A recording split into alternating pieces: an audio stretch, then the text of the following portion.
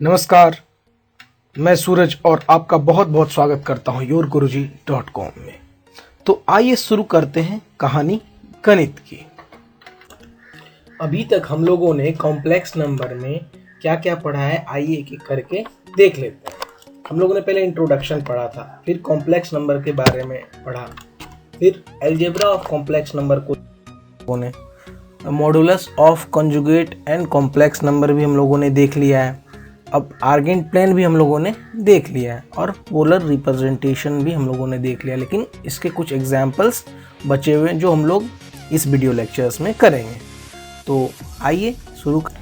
आज के इस वीडियो लेक्चर में हम लोग बात करेंगे आर्गेंट प्लेन और पोलर रिप्रेजेंटेशन के एग्जाम्पल्स को, जो हम लोगों ने पिछले क्लासेस में पढ़ा था। यानी आप पिछले वीडियो लेक्चर्स में आप जाके देख सकते हैं और इसका लिंक भी आपको डिस्क्रिप्शन में मिल जाएगा। मैं पूरा कॉम्प्लेक्स नंबर का प्लेलिस्ट एक बना दिया हूं और उसका लिंक आपको नीचे दे दूंगा। अगर कोई बंदा या कोई भी स्टूडेंट आज पहली बार आया है इस चैनल पे, तो आप जाके विज़िट कर सकते हैं प्लेलिस्ट को और एक एक करके देखें, जिससे कि आपको इजीली समझ में आएगा कॉन्सेप्ट। मैंने सारे को बहुत ही इजी तरीके से एक्सप्लेन करा है, आप इजीली समझ सकते हो। और अगर उसमें भी कोई डाउट्स आते हैं तो आप डायरेक्टली मुझे कॉन्टैक्ट कर सकते हो और हमारा एक ग्रुप है, आप उसमें भी ज्वाइन हो सकते हो। मैं उसका भी लिंक आज डिस्क्रिप्शन में डाल दूँगा। और आगे बढ़ने से पहले मैं आप लोगों से एक रिक्वेस्ट करना चाहता हूँ, जो भी मेरे नए स्टूडेंट्स आज आए हैं, पहले तो वो इस चैनल को सब्सक्राइब कर लें, और जिन्होंने सब्सक्राइब कर लिया है तो उनसे एक रिक्वेस्ट है कि जितना से जितना हो सके इस वीडियो को शेयर करें, क्योंकि मुझे अगर आप लोग मुझे प्यार दोगे तो मैं अच्छे तरीके से वीडियो को बना पाऊँगा। इसलिए धन्यवाद। तो चलिए आज हम लोग स्टार्ट करते हैं आगे। आइए हम लोग एक एक करके एग्जाम्पल्स को देखते हैं। मैंने थोड़ा पीछे का भी एग्जाम्पल्स दिया है कि कुछ बच्चे भूल भी गए हो, तो उसके लिए मैं कवर अप, जिन्हें नहीं समझ में आया उनके लिए। तो क्या सिंप्लीफाई करना है, ये बहुत इजी है, पावर ऑफ आई को। ठीक है, तो आई टू दी पावर 4 है, और मैंने आपको फॉर्मूला बताया है कि i to the power 4 equals to 1 होता है, और रूट अंडर -1 किसका होता है, i equals to root under -1 होता है। और आई स्क्वायर के बारे में क्या मैंने बताया है, -1 होता है। उसी तरह आई क्यूब का बारे में मैंने क्या बताया है, -i होता है। ठीक है, तो आशा करता हूँ कि आप इस तरह से ही इसमें पुट करेंगे। तो देखिए, मैं 4 के मल्टीपल में लेता हूँ, क्योंकि आई टू द पावर 4 का वैल्यू 1 होता है। तो i to the power 4 into 11, तो क्या हो जाएगा, 4 इंटू 11 कर दिया तो 44 हो गया, और 45 है तो +1 कर देंगे तो 45। 4 इंटू 11 और प्लस है, ये एक्सपोनेंशियल का आप लोग अगर 11th में आ गए तो इतना सा पता होगा, मैं आशा करता हूँ। एक्सपोनेंशियल अगर प्लस में है तो इसको हम स्प्लिट कर सकते हैं इंटू के फॉर्म में। ठीक है, एक्सपोनेंशियल अगर प्लस है तो हम लोग इसको स्प्लिट कर सकते हैं इंटू के फॉर्म में। तो ये 4 इंटू 11, ये पूरा टर्म 1 बन गया। ठीक है, i to the power 44 is equals to 1, और यहाँ बचा i to the power 1, i to the power 1 लिख दिए। 1 into i to the power 1 तो 1 ही होता है, और i to the power 1 equals to i, ये आपका आंसर हो गया। उसी तरह आई टू द पावर 35 में आते हैं, तो इसको ही 4 से हम करेंगे। क्योंकि क्यों 4 से कर रहे हैं आप पूछ सकते हो, आप 2 से भी कर सकते हो, लेकिन वो कॉम्प्लिकेटेड होगा। अब जानते हैं हम लोग कि 1 से किसी चीज़ को मल्टीप्लाई करें तो वो वही नंबर रह जाता है। ठीक है, तो इसीलिए हम लोग 1 से करते हैं, जो कि हमें ईजी होता है 4 के मल्टीपल में, इसीलिए हम लोग लेते हैं। तो i to the power 4 into 8 plus 3, 8 4 जा क्या होता है, 32, और 32 और प्लस 3, आप इसे हिंदी में बोल सकते हैं 8 चौके, हम लोग ऐसे पढ़ते थे। चलिए ठीक है, तो किसी भी भाषा में समझे, गणित भाषाओं पे डिपेंड नहीं करता है। मैथ्स जो है कॉन्सेप्ट वाइज होता है, लैंग्वेज वाइज कुछ नहीं होता है, ये मेरा मानना है, और ये जहाँ तक मुझे लगता है सही ही होगा। चलिए आई टू द पावर, यहाँ पे देखिए 4 इंटू ये पूरा चीज़ 1 बन गया, यहाँ 3 बचा, i to the power 3 into 1, i to the power 3, और आई टू द पावर 3 का वैल्यू यानी आई टू द पावर 3 को हम लोग आई क्यू ही बोल सकते हैं, और आई क्यूब का वैल्यू हो गया -i। मैं सारे का फॉर्मूला साइड में लिख चुका हूँ, आप देख सकते हैं। और i to the power 4 into 3, ये क्या है, आई टू द पावर 14, तो अब इसको हम लोग कैसे करेंगे, 14 को हम लोग लिख सकते हैं 4 इंटू 3, हाँ बिल्कुल लिख सकते हैं। 4 इंटू 3 अगर लिख सकते हैं तो क्या हो गया, 12 हो गया और +2, 12 + 2 14। तो अब ये 4 इंटू 3 तो 1 हो गया। सिमिलर काइंड्स में उसी तरह फिर i² और i² का वैल्यू -1, जैसा कि आप साइड में देख सकते हैं। i⁻68, 68 को हम लोग क्या लिख सकते हैं, ये देखिए 4 इंटू 17 बिल्कुल लिख सकते हैं। और 4 इंटू 17 होता है, क्या होता है 68, ठीक है 68। और अब इसके साथ तो कुछ नहीं बचा, तो i⁻0 ये पूरा चीज़ तो 1 बन गया, तो और 1 और इसके साथ कुछ नहीं, तो i⁻0 हम लिख सकते हैं। और वैसे भी i⁻0 का वैल्यू 1 होता है, तो ये 1 हो गया, ठीक है। अब i⁻73 पे आते हैं। अब 18 4 जा 72 होता है, हम लोग जानते हैं, हाँ बिल्कुल। और +1 73 हो जाएगा, ठीक है। तो ये पूरा 1 हो गया सिंपली। ये बचा यहाँ पे i⁻1, उसी तरह i⁻1 बचा, ये i हो गया i⁻132। अब 132 को हम लोग लिख सकते हैं, 4 इंटू 3 करेंगे तो क्या हो जाएगा 2 4, और 4 इंटू 3 फिर से कीजिए तो 132 बन जाएगा। 4 इंटू 3 करेंगे तो 12 हो गया, बचा 1 हाथ में, तो फिर 4 इंटू 3 करेंगे 12 + 1 132 हो गया। आप इजीली कैलकुलेट कर सकते हैं।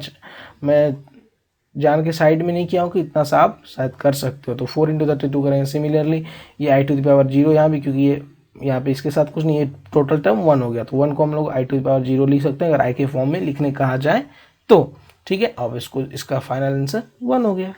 आशा करता हूँ ये क्वेश्चन आप बहुत ही ईजी थे और आपको समझ में आ गया होगा। तो अब next example 2, represent the complex number z 1 + i√3 in polar form. चलिए अब हम लोग पोलर फॉर्म के बारे में पिछले वीडियो लेक्चर्स में पढ़ा था, तो हम लोग उसे देख लेते हैं।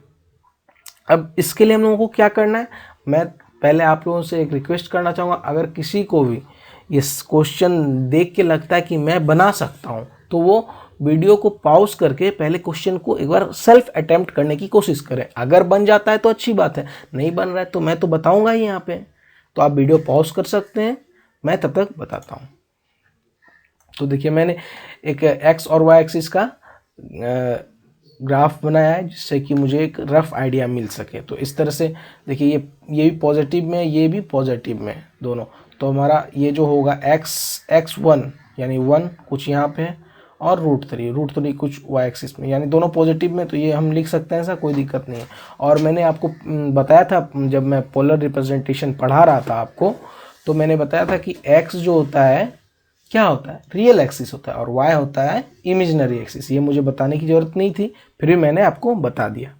चलिए, जैसा कि हम लोग जानते हैं पोलर रिप्रेजेंटेशन किस तरह से होता है, z = r cos theta + i sin theta. इसका शॉर्ट फॉर्म क्या है, r sis थीटा। मैंने ट्रिक आपको लिख दिया है, आप देख लेना, r sis theta. r sis मतलब r हो गया, और c sis थीटा का क्या होता है, c से cos और i से आयोटा, और r + r sis थीटा, और iota + sis theta sine theta. समझिए, बिल्कुल पोलर फॉर्म इसको हम लोग कहते हैं। चलिए अब हम लोग आगे बढ़ते हैं। x = देखिए यहाँ पे क्या दिया है, 1 दिया हुआ है, बिल्कुल यहाँ 1 दिया है। और यहाँ पे r, और हम जानते हैं x = r cos थीटा होता है, बिल्कुल मैंने पीछे प्रूफ भी किया है पिछले वीडियो लेक्चर्स में। और y = क्या है यहाँ पे √3, और √3 क्या है, आयोटा के साथ है, तो ये भी आयोटा के साथ है, इसको हम कंपेयर कर सकते हैं। r sin थीटा हो गया, बिल्कुल रियल के साथ रियल, और इमेजिनरी के साथ इमेजिनरी को हमने कंपेयर कर लिया है, ठीक है। अब स्क्वायर कर लेते हैं दोनों को हम लोग। स्क्वायर करने के बाद कुछ इस तरह से रिजल्ट आ रहा है, देख सकते हैं आप।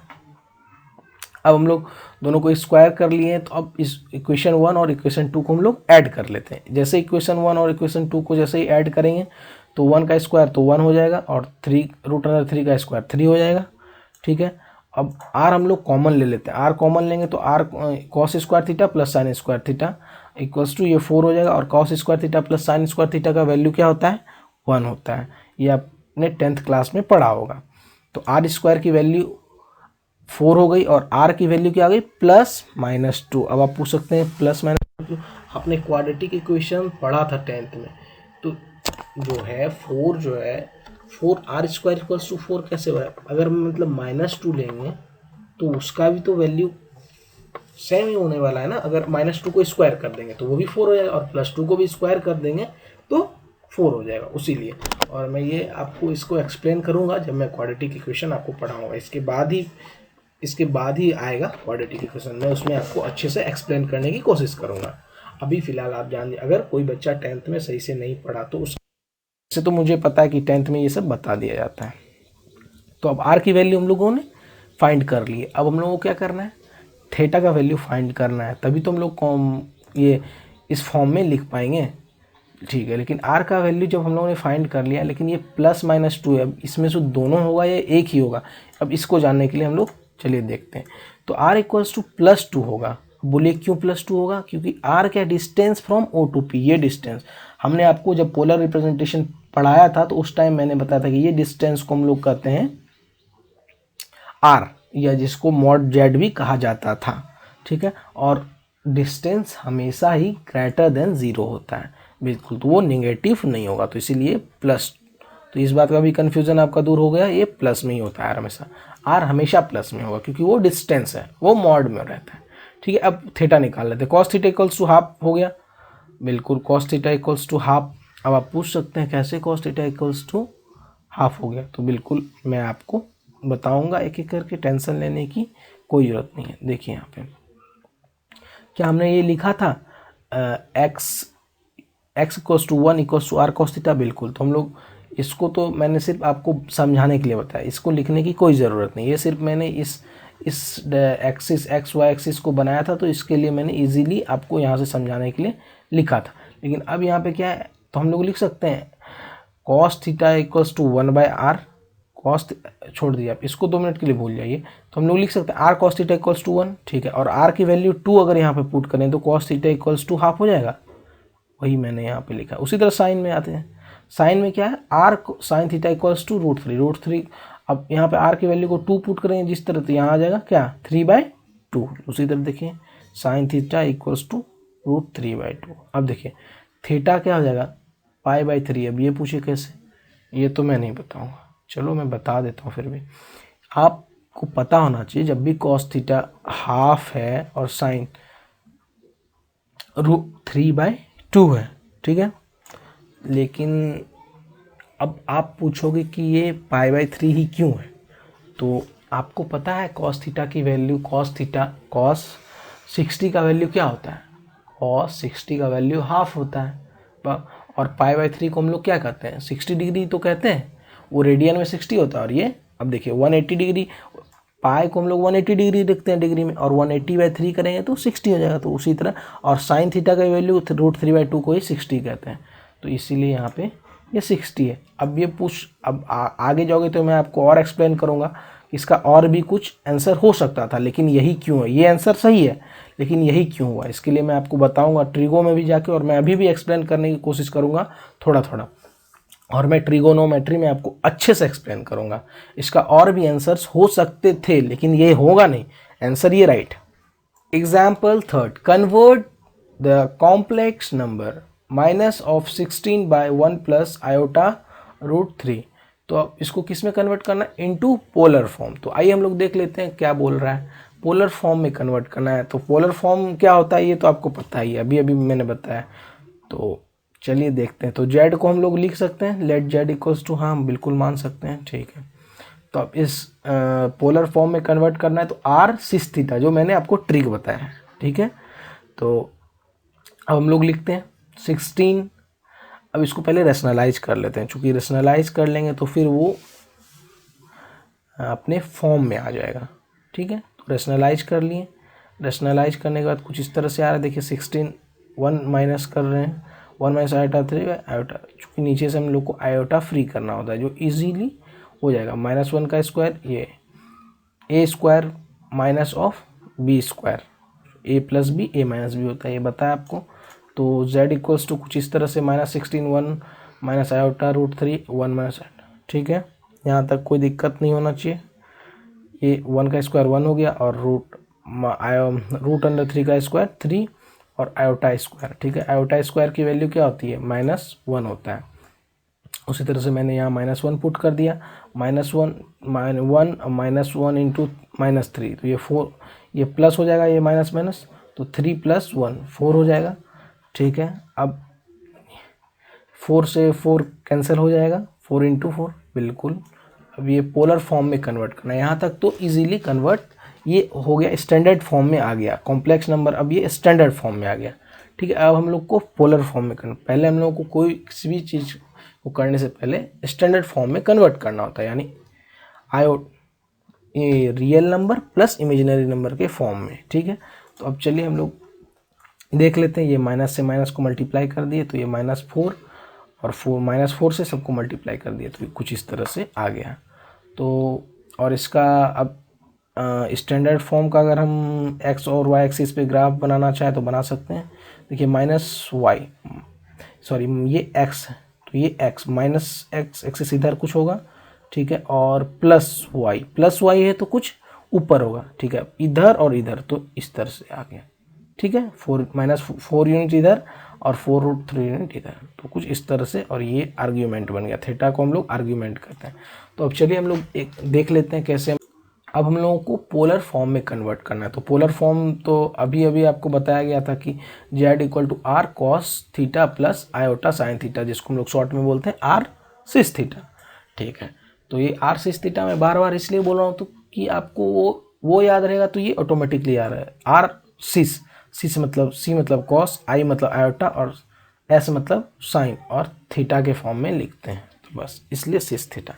चलिए अब हम लोग -4 = r cos थीटा लिख सकते हैं, बिल्कुल लिख सकते हैं। ये रियल को रियल से कर देंगे और इमेजिनरी को इमेजिनरी के साथ हम लोगों ने कर दिया। देखिए 4 × √3 = r sin थीटा, बिल्कुल यहाँ से r ले लिए। हाँ, अब स्क्वायर करेंगे दोनों साइड तो कुछ इस तरह से हो गया। अब ऐड कर देते हैं दोनों को, जैसे ही ऐड करेंगे तो देखिए -4 का स्क्वायर 16, अब 4 √ √3 का स्क्वायर 48। आप कैलकुलेशन करके देख सकते हैं, इसमें कोई दिक्कत नहीं है। तो ये आ गया। अब क्या करेंगे, दोनों से r कॉमन लेंगे, r कॉमन लेने के बाद फिर इस दोनों को ऐड कर देते तो 64 आ गया। और cos square plus sine square की वैल्यू हम जानते हैं क्या होता है, 1 होता है। तो उसी तरह से फिर क्या, तो r की वैल्यू क्या आ गई, +-8। और इस बार भी मैंने क्या बताया था आपको, क्या लेना है, r क्या होता है, r डिस्टेंस होता है, कहाँ से, o से p तक का।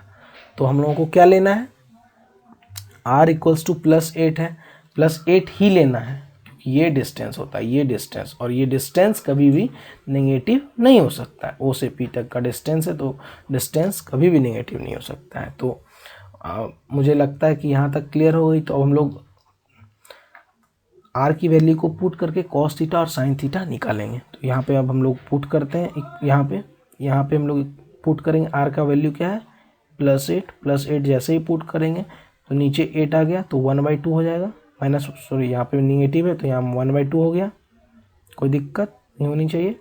और साइन थीटा में फिर हम लोग देखिए r की वैल्यू जैसे ही 8 यहाँ पे लिखेंगे तो 8 से कट जाएगा, 4 2 जाए 8, यहाँ 2 जाएगा, √3/2 आना चाहिए।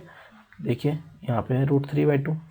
अब थीटा क्या होगा ये जानना होगा, बिल्कुल। ये π-π/3 ये क्या किए तो समझ में भी नहीं है, बिल्कुल मैं भी समझा रहा हूँ आपको। पहले तो आप जान जाइए cos 2π/3 = -1/2 और cos 2π sin 2π/3 = √3/2 होता है। ये याद होना चाहिए, याद नहीं है तो आपको मैं, और इसको मैं क्लियर करूँगा और अच्छे तरीके से ट्रिगो में, लेकिन अभी फ़िलहाल के लिए इतना सा पता होना चाहिए, जिसको नहीं पता वैसे तो ये पता होता है।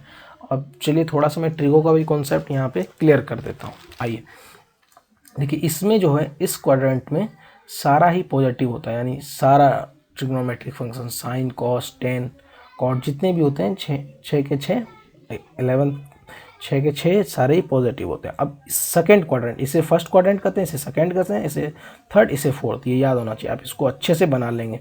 अब साइन थीटा को हम लोग इसमें होता है सेकंड क्वाड्रेंट में साइन और कॉसेक पॉजिटिव होता है, ठीक है, साइन और कॉसेक। और थर्ड में टेन और कॉट, यानी टेन और उसका उल्टा। और फोर्थ में कॉस और सेक पॉजिटिव होता है। तो उसी तरह से अब देखिए इसका, ये क्यों मैं बता रहा हूँ, इसका भी यूज़ हो रहा है, वहाँ पे भी यूज़ था और अभी मैं बताता हूँ आपको। देखिए यहाँ पे कॉस थीटा क्या है, नेगेटिव है, और साइन थीटा क्या है, पॉजिटिव है। कॉस निगेटिव और साइन पॉजिटिव। साइन किसमें पॉजिटिव होता है, यहाँ भी पॉजिटिव होता है और यहाँ भी पॉजिटिव होता है, ठीक है। और बाकी बात सब जगह देखिए, ये अगर साइन और कोसेक लिखा हूँ तो इसके अलावा और जो 4 फंक्शंस हैं वो नेगेटिव हो जाएंगे। यहाँ पे अगर साइन और कोसेक पॉजिटिव है तो उसके अलावा सारे फंक्शन नेगेटिव ही। उसी तरह यहाँ भी टेन और कॉट के अलावा और सारे function positive negative, tan cot सिर्फ पॉजिटिव होंगे और कॉस और सेक ही सिर्फ पॉजिटिव होंगे, उसके अलावा और सारे फंक्शंस नेगेटिव होंगे, ठीक है। तो साइन और कोसेक जो है यहाँ फंक्शन का मतलब है ट्रिगोनोमेट्रिक फंक्शन, कंफ्यूज ना होना है इससे। और साइन और कोसेक यहाँ पे पॉजिटिव है, साइन और कोसेक। अब देखिए इसमें कॉस नेगेटिव है, तो कॉस तो यहाँ तो पॉजिटिव होगा लेकिन यहाँ तो नेगेटिव होगा। साइन तो इस दोनों में पॉजिटिव है, लेकिन ये साइन यहाँ पॉजिटिव है, साइन यहाँ पॉजिटिव है, ठीक है, यहाँ भी पॉजिटिव है, और तो कहीं नहीं, इसी दोनों में कहीं होगा। अब लेकिन क्या है, कॉस पॉजिटिव, कॉस नेगेटिव हो रहा है। कॉस नेगेटिव होने का मतलब है कि यहाँ तो कॉस भी पॉजिटिव होता है, यानी सेकेंड क्वाड्रेंट में। इसीलिए देखिए, ये तो मैं समझाने के लिए, इसीलिए देखिए इस क्वेश्चन का जो डायग्राम बना कुछ इस तरह से बना। आप इस पोलर रिप्रेजेंटेशन से भी पता लगा सकते हैं किस तरह से ये हो। तो ये इस साइड में है और इसका तो आप फिर जेड डायरेक्ट आर्गेंट पेन से भी कर पा रहे हैं इसको रिप्रेजेंटेशन, ठीक है। तो अब थीटा कैसे है अब हम लोग क्लियर कर लेते हैं। ये तो समझ में आ गया, कुछ इस तरह से आ गया, यानी और यहाँ ये देखिए, यहाँ पे जो होता है 0 होता है, यहाँ पे π/2 होता है और ये पाई होता है, और ये 2π, ये 270 डिग्री होता है, और ये क्या होता है, ये फिर से 2π हो जाता है। उसी तरह से घूमते रहते हैं, यानी हर हमेशा π/2 का एडिशन करते रहना। यहाँ से यहाँ आएंगे π/2, यहाँ से आएंगे यहाँ π/2, फिर यहाँ पाई था तो यहाँ पाई से π/2 ऐड करेंगे तो क्या हो जाएगा 3π/2। उसी तरह से एडिशन चलते रहता है, ठीक है। तो अब इस क्वाड्रेंट में अगर हमारा होगा तो उसका मतलब क्या है कि ये इस क्वाड्रेंट में होने का मतलब यही है कि ये जो है पाई से कुछ कम होगा, ठीक है, पाई से कुछ कम, ठीक है। और √3/2 का वैल्यू हम लोग जानते हैं कि 60 डिग्री, सिर्फ अगर पॉजिटिव की बात करें तो 60 डिग्री होती थी, मतलब होता तो और भी बहुत है, लेकिन 60 डिग्री बेसिक वैल्यू, 90 के अंदर में 60 होता है ना। और cos 1/2 की बात करें तो उसका प्लस में अगर है तो वो 60 होता था, पिछले में हमने देखा। लेकिन अब यहाँ पे हमारा क्या वैल्यू है उसको देखते हैं। तो ये तो समझ में आ रहा है कि ये इसका वैल्यू 60 हो रहा है। तो अगर हम लोग यहाँ से आते हैं, अगर 60 इसमें पाई में 60 नेगेटिव कर दें तो हमें समझ में आ जाएगा कि कितना हमारा वैल्यू है एग्जैक्टली। तो हम लोग वही किया, पाई माइनस π/3 इक्वल्स टू 2π/3। समझ में आ गई बात। और अगर ये बात नहीं समझ में आई तो मैं आपको ट्रिगोनोमेट्री में अच्छे से क्लियर करूँगा, इसके लिए आप निश्चिंत रहें। फिलहाल ये समझ इतना सा आना चाहिए कि साइन √3/2 की वैल्यू 120 भी होती है, चूँकि ये पॉजिटिव में भी होता है, और ये 2π/3 इक्वल्स टू 120 डिग्री हो गया, ठीक है। और थीटा इक्वल्स टू 120 डिग्री आ गया, क्योंकि देखिए cos ऑफ 1/2 के चलते ये 2π/3 ये हो गया कन्फर्म। ये तो ये कन्फ्यूज़न में होता कि ये तो 60 भी हो सकता है 120 भी हो सकता है, यानी π/3 भी हो सकता है 2π/3। तो उसको क्लियर करने के लिए कॉस भैया आए। कॉस भैया ने क्या किया, ये क्लियर कर दिया कि भाई मैं तो निगेटिव हूँ, यानी अगर मैं निगेटिव हूँ तो इसमें कोई शक नहीं है कि ये 120 डिग्री नहीं होगा।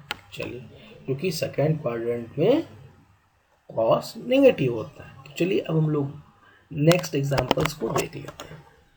पहले तो नेक्स्ट एग्जांपल देखने से पहले हम लोग इसका, अगर यह वीडियो आपको अच्छा लग रहा है और आपको लगता है कि आपके लिए हेल्पफुल है तो आप इस चैनल को सब्सक्राइब कर सकते हैं, जिससे कि आपको नेक्स्ट वीडियो के अपडेट मिलती रहेगी। और यदि आपको लगता है कि यह आपके दोस्तों के लिए भी हेल्पफुल है तो आप अपने दोस्तों को भी शेयर कर सकते हैं। और अगर आपको इस वीडियो में कोई भी कमी नज़र आ रही है तो प्लीज़ हमें कमेंट करके बताएं, जिससे कि आने वाले नेक्स्ट वीडियो में हम उस कमी को सुधार कर सकें।